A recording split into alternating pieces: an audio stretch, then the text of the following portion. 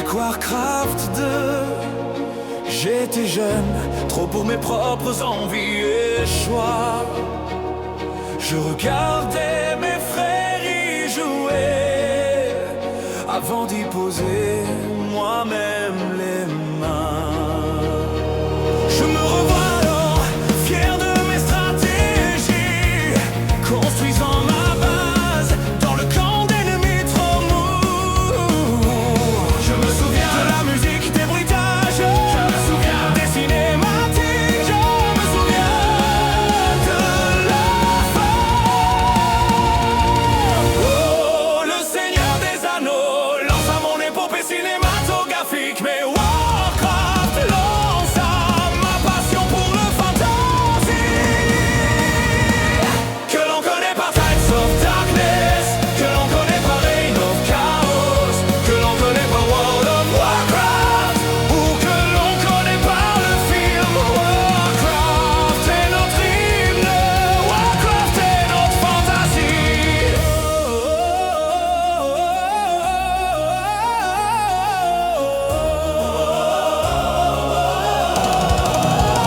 Puis je grandis, je passais peut-être à autre chose, d'autres jeux, d'autres univers. Et pourtant, je me souviens encore de cette banderole aux Trois Fontaines, annonçant l'arrivée imminente d'un jeu connu et que j'attendrai alors. Avec la tête d'un orc, je restais là un moment à fixer cette annonce, puis je fonçais dessus, je lançais et je me souviens encore de mes pensées lors des premières sensations, souris en main. Oh oui, Warcraft 3 était là.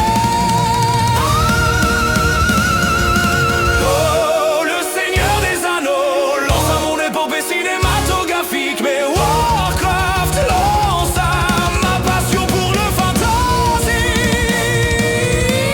que l'on connaît par Tides of Darkness, que l'on connaît par Reign of Chaos, que l'on connaît par World of Warcraft, ou que l'on connaît par le film Warcraft est notre hymne, Warcraft est notre fantasy.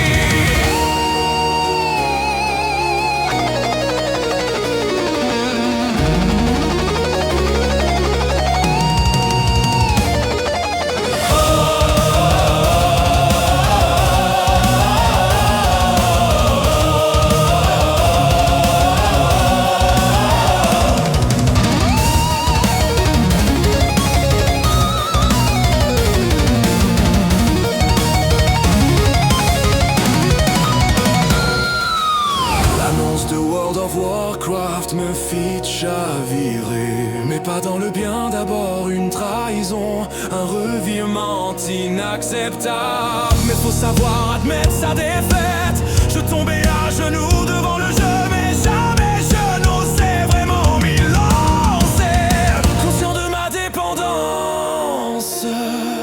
Ainsi s'arrêta mon épopée dans le sacrifice.